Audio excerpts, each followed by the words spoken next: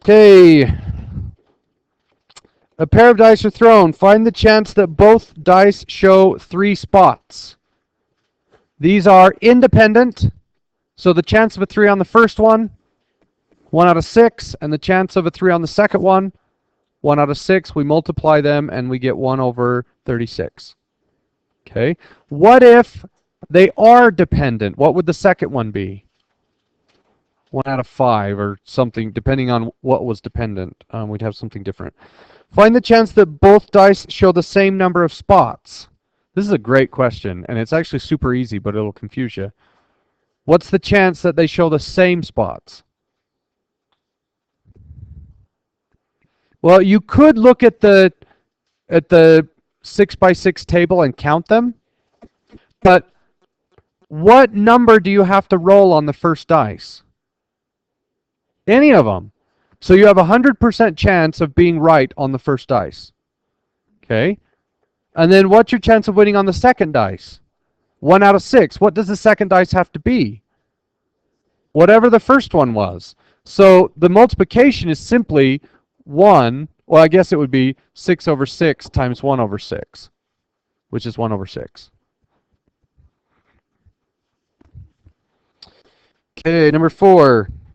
2 cards will be dealt off the top of a well-shuffled deck. You have a choice. Win $1 if at least one of the 2 cards is a queen, and win $1 if the first is a queen. Which one do you want? Number 1, definitely, because you have two chances to win instead of just one. Okay.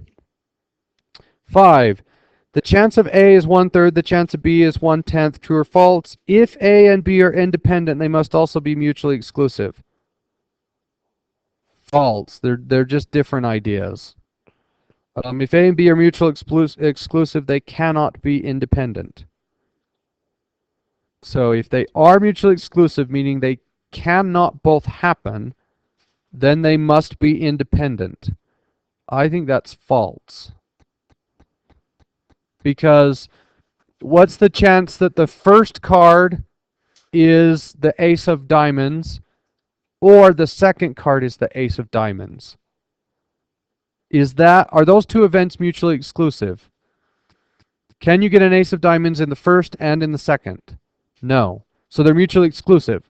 But does your first card influence your second card? Yes. So they're dependent. So they cannot be independent. Oh, if A and B are mutually exclusive, they cannot be independent.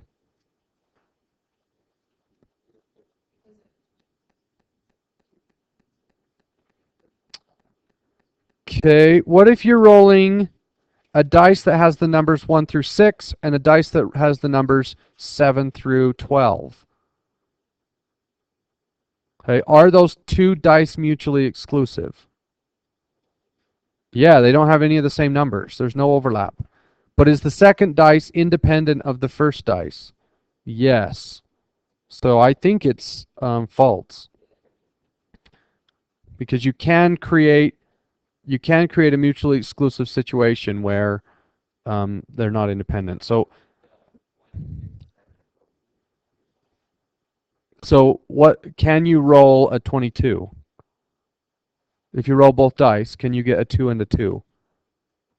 No. So let's say one dice had letters on it and the other dice had numbers on it. Those are totally mutually exclusive. There's no overlap between those 2 gaps. But they are independent. I think they're both false. And really, we're not going to get super deep into this sort of question on the test. Asking is it independent, is it mutually exclusive? You just need to be able to do the calculations. And I think what they're trying to say here is dependence and independence are totally separate from mutually exclusive, right? They can match up in any way that you want them to. 6. One event has chance 1/2, another has chance 1/3. Fill in the blanks using one phrase for each pair below to make 2 true sentences. If you want to find the chance that something will happen, check to see if they are blank. If so, you can blank the chances. So we need to use both sets of answers. If you want to find the chance that, let's do the first one, at least one of the two events will happen, check to see if they are independent, or sorry, mutually exclusive. If you can, add the chances. If you want to find the chance that both events will happen, check to see if they are independent. If so, you can multiply. Now going back to the first one, if they are not mutually exclusive and you want to do at least one, what do? Find the chance that it doesn't happen and then do the reverse. In fact, that's what I would always do. If it says at least one, I would always find the reverse chance and then just subtract it. 4 draws are going to be made at random with replacement from the box. 1, 2, 2, 3, 3. Find the chance that 2 is drawn at least once. So these are with replacement. Are they mutually exclusive? Can you get 2, 2, 2, 2, 2? Yes, so the addition rule doesn't work here because they're not mutually exclusive. So now we have to do the backwards version. What's the chance that 2 is not drawn? 3 out of 5 times 3 out of 5 times 3 out of 5 times 3 out of 5, which is 81 out of 625. So I get 81 divided by 625, and then I want the opposite of that. So I need to subtract that from 1, 87%. I'm on a roll. How do you know? Repeat exercise 7 if the draws are made at random without replacement. So we're doing 4 draws. So what is the chance that the first one is a 2? 2 out of 5. And then the next one, it depends on whether we drew a 2 or not the first time. So we have to do the backwards version. What's the chance that the first one is not a 2? 3 out of 5. What's the chance that the second one is not a 2? 2 out of 5. The third one not a 2. Or 3 out of 4, sorry. And 3, and then 2 out of 3. 3, sorry, I got to write this down. Wow. So, 3 out of 5, and then the next one would be 2 out of 4, and then the next one would be 1 out of 3, and the next one would be 0 out of 2, because the only two cards, or the only two numbers remaining are 2s. So when I multiply all those together, I get 0. Because if you're making 4 draws and only 3 of the cards are not 2s, then one of them will have to be a 2. Okay. 0. It's impossible. Or wait. It's 100%. Yeah. Yeah, because you have to do 100% minus 0% is 100%. Okay. 1 ticket will be drawn at random from each of the 2 boxes shown below. Find the chance that the number drawn from A is larger than the one from B.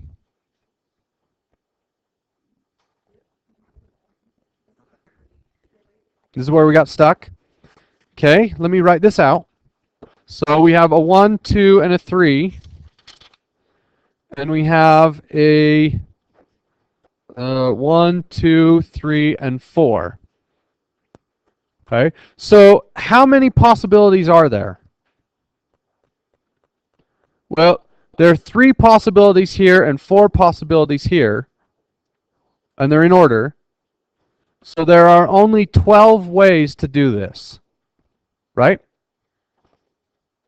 Does everybody agree?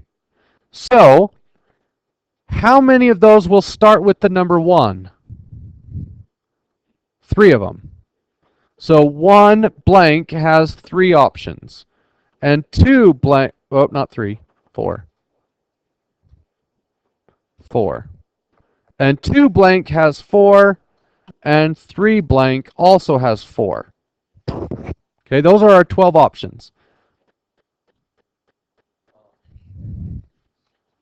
Okay, so what is the chance that the number drawn from A is larger than the one from B? Well, if I do this, how many of those win? None of them. Because 12, 13, or 11, 12, 13, and 14 all have a second number that is the same size or bigger than the 1. Okay? How many of these are winning? Just one of them. Which one? 21. Okay? And how many of these are winning? Just two of them, the numbers 31 and 32. So 3 out of 12 is 1/4. Okay, that's A. Now, there's got to be another way to do it. Well, let's look here. How many ways are there to build numbers where the first number is bigger than the second? Well, that one. Or those two. Which is 3. And, well, because you need the denominator too. So you need to think about how many there are in total. And either way, you get 3 out of 12. Okay? Now, I can't think of a mathematical way to do that. There probably is one, but again, I told you I'm not very good at probability. So I would just draw that one out. Okay? All right. B. The number drawn from A equals the one from B.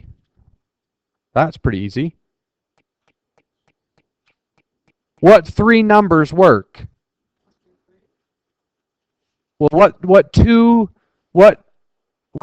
2-digit numbers work? 11, 22, and 33. So 3 out of 12. Okay. And then the number drawn from A is smaller than the one from B. Well, let's do it the hard way. Okay. How many ways are there to take the 1 and get a number, or sorry, how many ways are there to pick a number on the right that is bigger than the numbers on the left? So, with 1, can I match 1 with anything? No. Okay. But what about 2? 21, and that's the only one. Okay, what about 3? 31 or 32. What about 4? We could do 43, 42, or 41. How many are there? 6 out of 12, which is 1/2. Now, I could have figured that out in an easier way. Okay, we found first bigger than second, and the answer was 3 out of 12. Right? We figured out first equal to second, and the answer was 3 out of 12.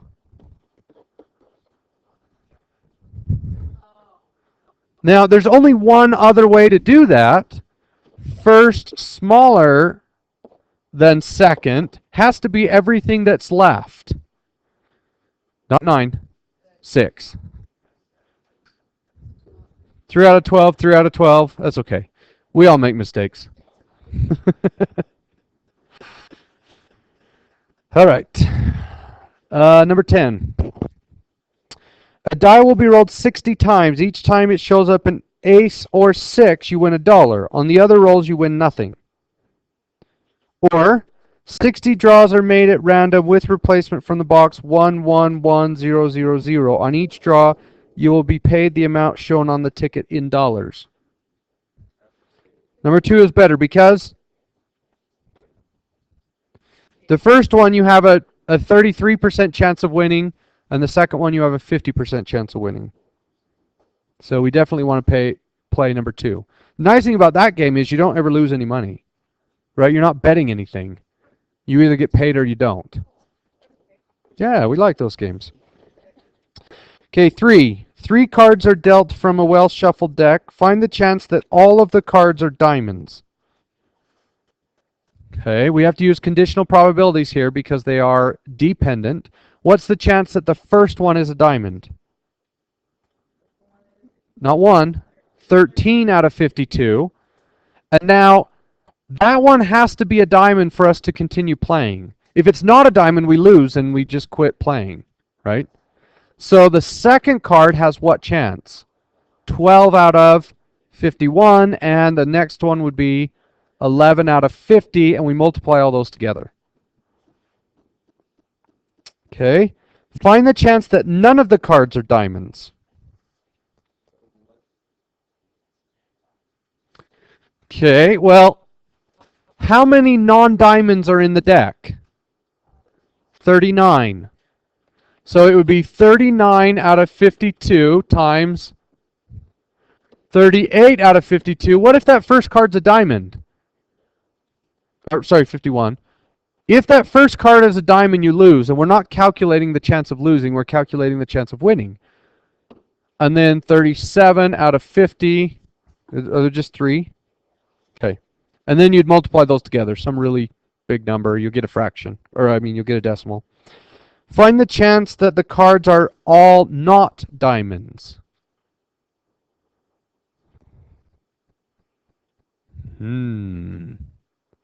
So we want at least one non-diamond, right? So we want the chance that at least one of them is not a diamond. So we could change that, or at least one non-diamond. So we need to calculate all of the possible ways there are to get diamonds. And that's going to be difficult. Oh boy. Ooh, this is harder than I thought.